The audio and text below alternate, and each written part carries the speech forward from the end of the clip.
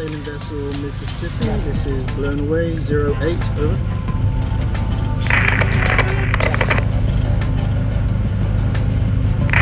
Blown away. Yeah, sir, can you tell me what the problem is? Your problem, over? My engine stopped suddenly and I can't restart it. Okay, copy that. We're en route to your location.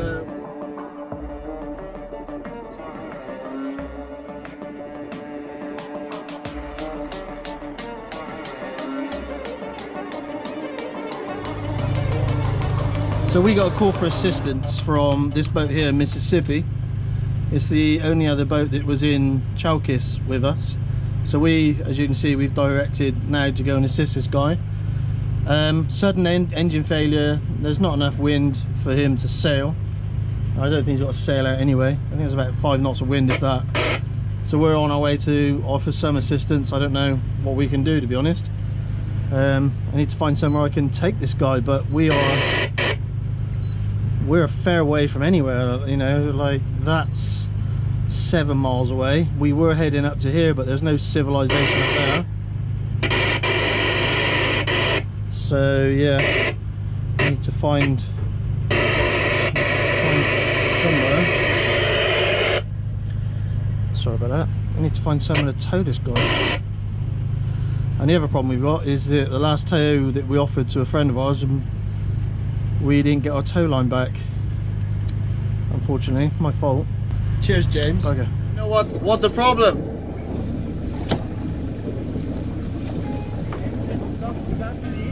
Yeah. It turns over or no? It's turning, the starter is turning. Okay. But it doesn't start. Okay. The filters are new. Okay. And diesel is enough. Okay. You've tried priming the... Yes. Okay. So this guy was drifting. His engine had failed. There was no wind, and there are no other boats around. It's us. That's it. So we're going to take him in tow, and we're going to get him to a safe haven. I'm asking him questions just to see if he's tried to fix his own boat, because I could maybe jump on board and get his engine started if it's something basic. But if he's already checked all of the basic stuff, then I'm just going to tow him. No problem. Yeah, we can do that. Okay, we'll rig a tow line, and then I'll come down this side and we'll pass you the line. So while I was talking to this guy, Nat was rigging a bridle, and a bridle is necessary to spread the load over several of our bollards, and it also means that the tow line remains central to the back of the boat. So I make a close pass down his starboard side, puts him upwind of me, which means he's drifting slowly towards me. It means I can control how close he gets, and once he's got the line, he can then attach it to a strong point on the bow of his boat, and then I'm just going to slow blown away down and turn him into wind slowly, and then put some tension on that line. Fine, it'll slip. As soon as his load comes on, that'll come off.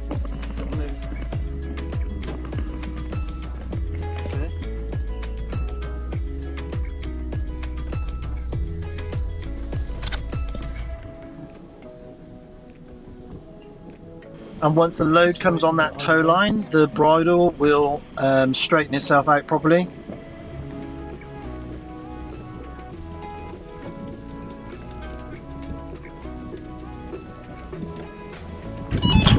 Yeah, hi Captain.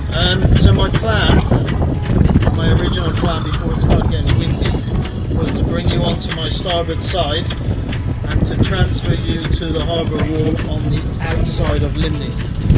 There's a dock on the outside. It's not possible for me, this vessel, blown away, to go inside of the harbour. We draw 2.2 metres, the harbour is 2.5, and it says in the pilot book that often it's silted, so it's too risky for me to take this vessel in. So what we'll do, Nat, we'll transfer the tow line to our bow line. Yeah. Okay, we'll get a stern line attached. And then 2 spring lines, so it's a push-pull line, and then I'm going to try and get him on that wall. If I get him on that wall, great, we'll tie up alongside of him, then we'll spend the night here.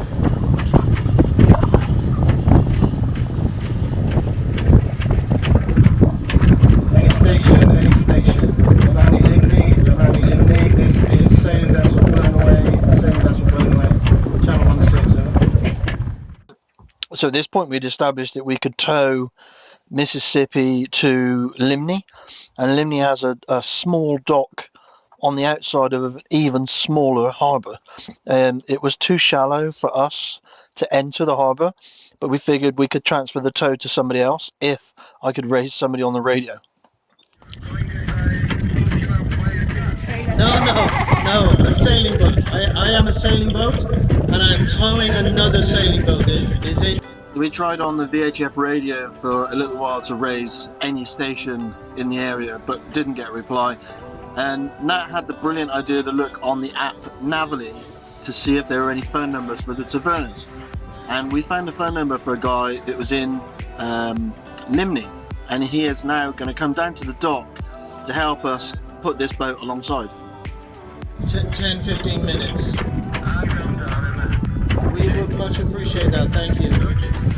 Better stuff, thank you. Mississippi going away, over.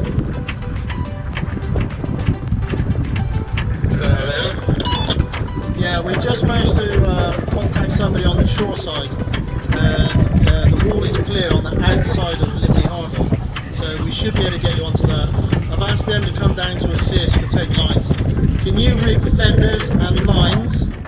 I can't control Mississippi from a long line, and I need to be able to control where the boat goes when I get close to the concrete wall of the dock. So we're now going to transfer Mississippi onto our side, where we can control the direction and the angle that we make the approach to the dock wall. So I'm going to go, the wall is here, and my intention is to go on an angle like this to get the bow line on. Then I go stern, and the wind will push us around.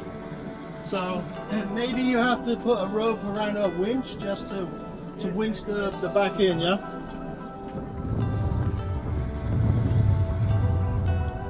Okay, Captain, start to turn.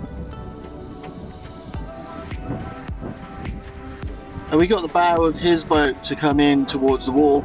There were a couple of yachts inside of Limney Harbour, and they also came over and took the lines. Once Mississippi was tied alongside, we transferred our lines to the dock wall. So, there literally was space inside of Limney Harbour for maybe 2 visiting boats, so there was no way we could get him inside. And there just wasn't time now for us to make it to the anchorage that we had planned. Decided that we would spend the night alongside of Mississippi. I took a look at his engine, and the diesel lift pump had failed. Well, at 1 o'clock this morning, a few ferries, well, fishing boats, decided to come past Port Limney, where we tied up outside, having towed Mississippi in there. And because we were tied up on the outside wall, it became extremely uncomfortable. There were very big waves, and obviously Mississippi was in between us and the wall. So we are now on our way around the corner. We are going to head around this piece of headland and head up to an anchorage just up here. Is the plan, near Gilna, I think it's called. And we can't really get there before daylight because we can't anchor in the dark. Not very easily anyway. Very difficult for us to drop anchor in the dark and to actually see where we are in relationship to rocks and other boats, etc. But the sun should come up in an hour and a half anyway. Yeah, so we're slow boating it, we're not really rushing, speed over ground 5 knots. We'll just take our time. So we now have a bit more daylight on the scene. Currently pushing into a 1 knot current, obviously bringing off our boat speed a little bit, but not bad. Wind, we've probably got about 12 knots of wind. As always, Mediterranean sailing, it's on the bow. And the temperature came down enough that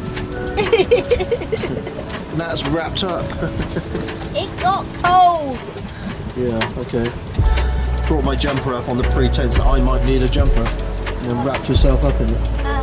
That island is the one that we need to go around, which is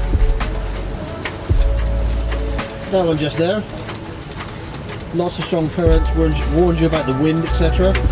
There is a shortcut, so we could have gone through that section there, but being a liveaboard, we're going to go around the safe way. What am I thinking for wanting to go around the longer way? It's going to take us an extra 30 to 40 minutes, but we are on big spring tides at the moment, and I suspect that little cut through is going to find some stronger tidal streams. So even though it could potentially save us a bit of time doing that shortcut, if we hit an adverse current, it might actually slow us down to the point that we may as well have gone round the long way in the first place.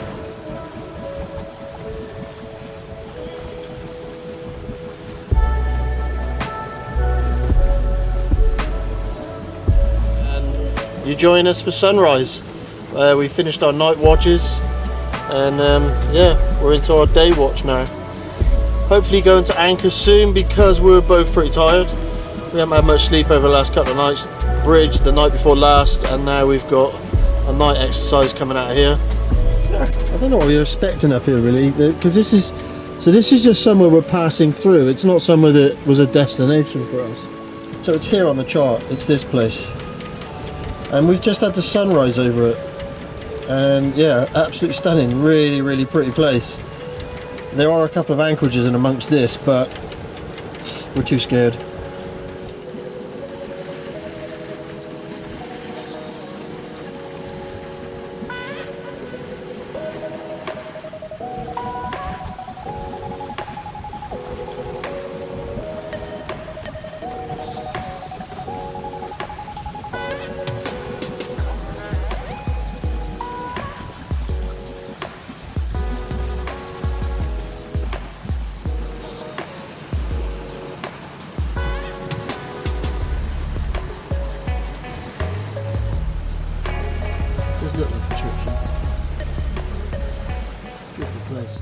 This is pretty much our normal routine. Once we've gone to anchor, we generally need to get the dinghy into the water pretty quick, because Nelson smells land and wants to get off.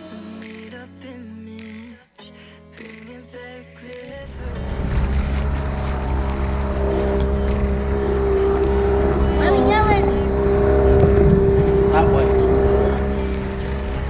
So last night we spent on the wharf outside of Limney, and alongside of another yacht, so it was it wasn't difficult, it was impossible for us to get Nelson from our boat to another boat to get him onto the dock to take him off for a pee. So this bay is called Almost Rathy Kelu, I think, from memory, but it's quite pretty.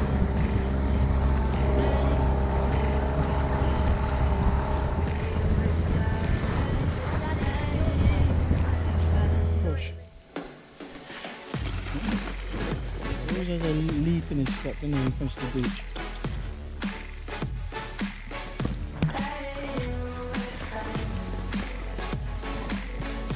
Mine. I said mine, cheap. Ready?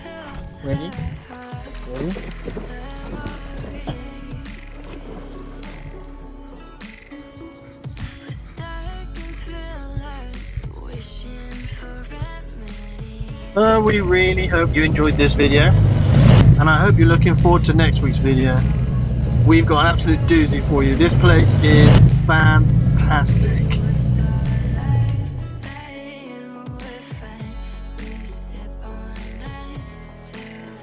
So fantastic that it was used as a set for a movie, and I'm going to let you guess which movie it was.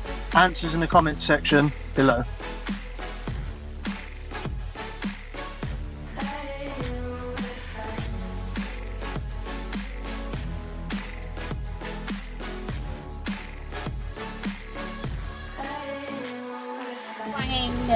Bang, bang, bang, bang. No, you need to go that way. I knew that already. Okay, I need to go that way. Comedy of errors. So, sunrise, where are we, Nat? I don't actually know. I'll give it.